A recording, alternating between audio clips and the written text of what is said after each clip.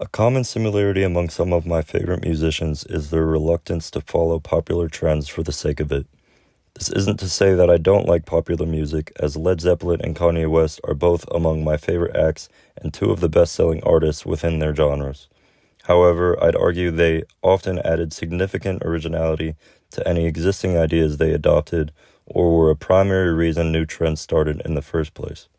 There, of course, isn't anything wrong with making music with sales in mind, yet I'm sure a lot of people can agree that it's shown a tendency to lead artists away from innovation. As a fan who values quality over anything else, I'll also add that greed sometimes gets in the way of making something that takes more effort or is more technically impressive. With all this said, one of the most unique musicians I regularly listen to, and someone whose sales do a poor job of reflecting how good she is the Icelandic pop singer Björk. Like a lot of artists I've talked about, Björk's music can be pretty divisive. However, even if you find that her style isn't your thing as you listen to the snippets I've included, her music brilliance should be inarguable. With a stepfather who played guitar for a living, Björk began studying classical piano and the flute at a musical institution when she was just 6. At 11, she was offered her very first recording contract, which led to what's technically her debut record, Björk, released in 1977. Since this record is only impressive when viewed through the lens of an 11-year-old making a full-on album, there's little reason to start our examination here. Many fans consider her 1993 release to be Björk's actual start of her solo career, especially since the singer decided to name the record Debut fittingly. By this point, the pop star had more than enough experience in the musical industry under her belt to finally make a name for herself individually.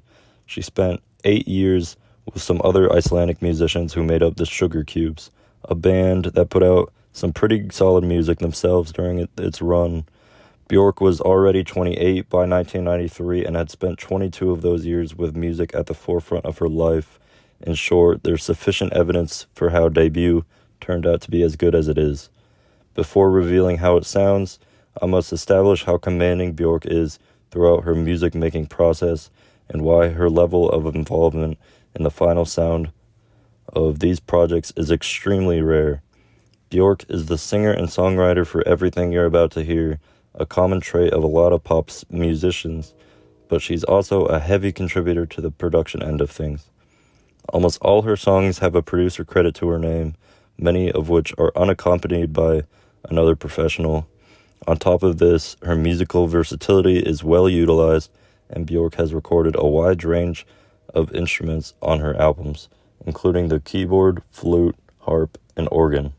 She writes her own bass lines from time to time and has commissioned the creation of 3 other instruments for her work. Now that my long introduction is over, it's finally time to listen to some music. One of my favorites from Björk was also chosen to be a single for before Debut's release, Venus as a Boy.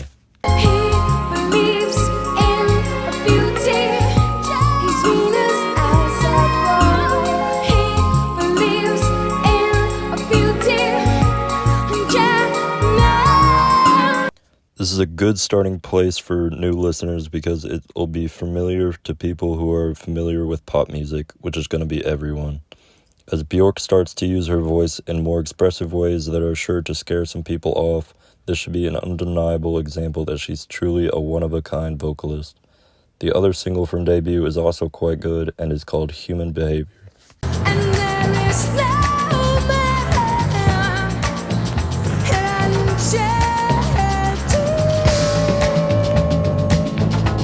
A grittier cut, this song acts as a good transition into her next record, which starts with a similarly dark-sounding track, Army of Me.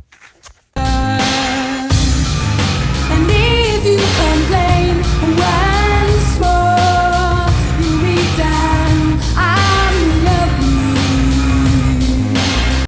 To introduce her sophomore album titled Post with such a heavy sound was certainly an ambitious choice, but it's perfectly in line with a continued pattern of Björk breaking molds set by the music industry for other stars in her genre. Moreover, it made for a classic pop rock fusion song, highlighted by a bass line that could make metal bands jealous that they hadn't thought of it before this pop singer did. If you find that this is your ideal style of music, I unfortunately must inform you that the rest of the album does not sound like this. Instead, you'll find that the rest of the cuts I include from Post are very colorful, fitting an equally vibrant and really cool looking album cover. Following Army of Me on the track list, Hyper Ballad is a known favorite among Björk's community of fans.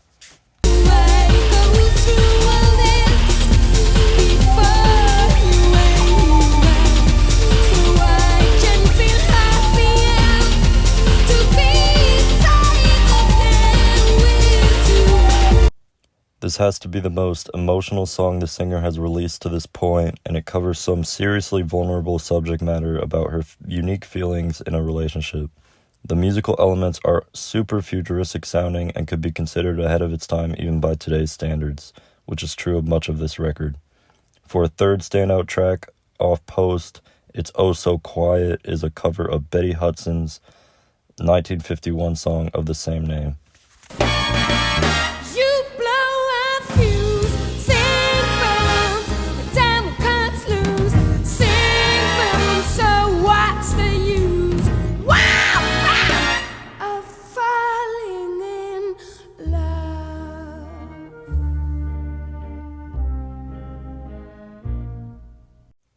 I had never heard Hutton's version of this track before, and I'm blown away by how faithful Björk's rendition is to the original material. The animated screaming and whiplashing transitions feel so true to Björk, though they were already well established from a song made over 40 years earlier, which is pretty cool. It took just 2 years for the Icelandic musical genius to add another classic to her catalog, releasing what's widely considered to be a strong contender for the greatest pop album ever, Homogenic. With so many great cuts from this 1997 record, it'll be hard to narrow down a handful of songs that show off this project's excellence, but I'll try to limit myself to just 3 tracks to elaborate on, beginning with the opener, Hunter. I'm going hunting. I'm a hunter. Compared to Army of Me, the song is a much more consistent starting point for the remaining sounds on the record. From the glitchy popping sounds that act as drums to the staccato strokes of string instruments that crowd Björk's voice, both this track and the entire album are extremely electronic. While this is a clearly excellent song, the very next track, Joga, is probably one of the best songs ever, following a similar musical formula. And you push me up to this state of emergency. How beautiful to be. The combination of a dense orchestra playing over a super synthetic sounding bass line, all backed by the same electronic drum techniques that the opener had, makes for an incredibly unique listening experience in the best way possible. I'd be upset at myself if I failed to highlight Björk singing on this song as well, some of the best and most pronounced of her career. How I describe what makes this track so good is just the perfect execution of an idea that was a little out there but turned out to be genius. We've heard a lot of incredible cuts already, and her music only gets better from this point, in my opinion, yet there's a good chance that this is as good as it gets for Björk. Somehow, though, there's still heavy contention amongst fans of what Homogenic's best moment is, as the track Bachelorette is also pretty incredible. I'm a part of cinders burning under your feet. You're the one who walks me. I'm your one-way street. I'm usually not the biggest fan of most theatrical style music, but I can definitely make an exception here. It's pretty hard to get any more dramatic sounding than what Björk cooked up here, and it blows my mind that she produced this one all by herself. For starters, a whopping 33 listed musicians recorded for this track, and since it's almost a given that some, if not most of them, were tasked to play multiple parts, it's safe to say that there are a lot of moving parts here. And while this is definitely a dense song, there's still apparent cohesion throughout all the instrumentals, partly thanks to Björk acting as an orchestral arranger on top of her other roles. Her vocals and melody in singing the chorus are also unbelievable. As much as I've hyped up the first 3 projects, it'll probably seem like I've left myself little room to tell you that an even better album is on its way, but that is exactly what I'm gonna do. Entering into the new millennium, Björk pushed herself even further when she released Vespertine in 2001, which has built a reputation for being among the top of what can be considered the most critically acclaimed records ever. On a website that allows users to give any album a rating to be accumulated with other reviewers, called albumoftheyear.org, Vespertine is tied for the 5th rank all-time across any genre, also being the highest-rated pop record. This is where I was introduced to the artist, and even as someone who doesn't seek out much pop music, I could absolutely see why there's so much hype surrounding it. I couldn't bring myself to include snippets from any less than 5 songs off this thing, and even then, some really great cuts had to get ignored for the purpose of this medium. Anyways, the opener here is called Hidden Place.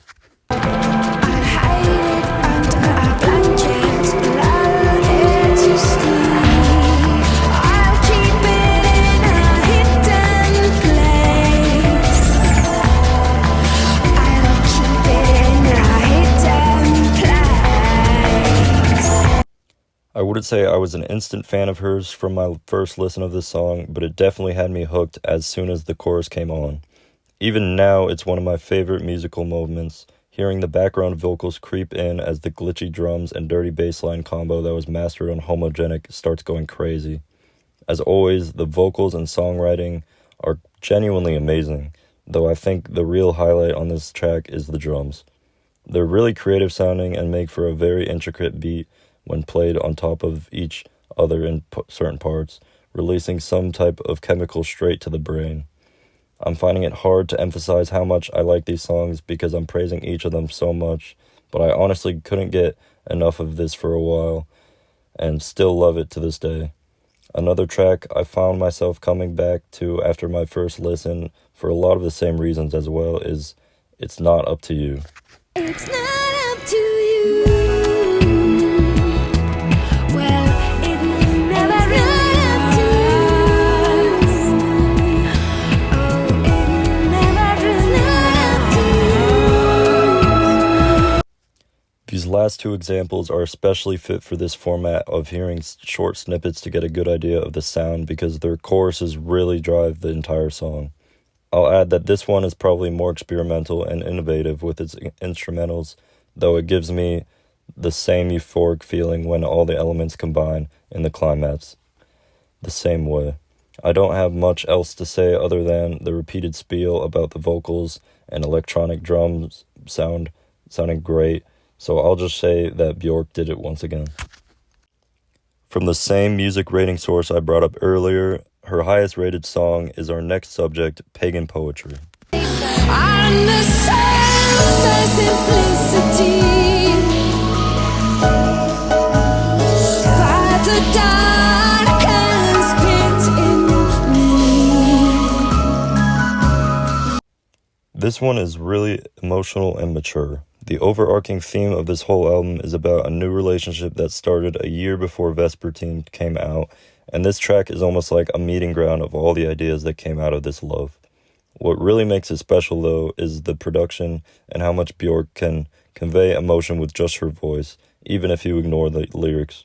Upon release, Pagan Poetry was an instant fan favorite that only gained more acclaim as time went on. Another standout cut, Aurora, definitely receives its praise, except I'm still inclined to call it one of the more underrated moments from the album.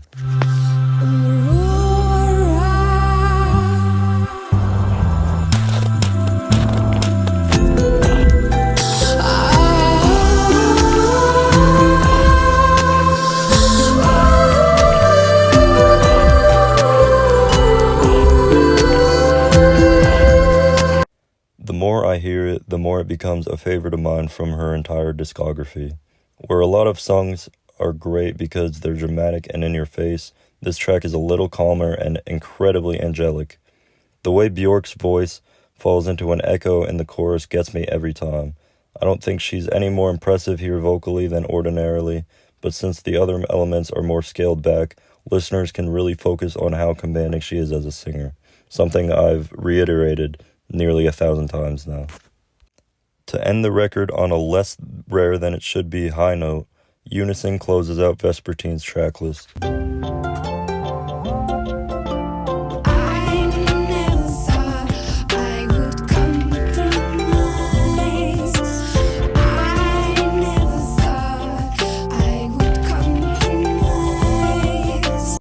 There are so many great moments on this song that it was going to be impossible to do it justice with a short snippet from any section. So if I could implore everyone to listen to the entirety of any of my selections, in particular, it'd be this one. Unison is also pretty accessible while keeping the same traits that make Vespertine and a lot of other Björk music so one of a kind. Regardless, it's a clear contender for being her best song, and so are any of the last 5 I've talked about. While her peak was almost definitely a combination of some of her earlier albums, there are 6 records after Vespertine that I didn't even bring up, and her later releases could easily beat out some other artists' entire discographies. On top of that, there are great tracks from all 4 projects discussed here that weren't granted snippet time, so if you've liked what you've heard to this point, there's a lot of other material at your disposal to dive into.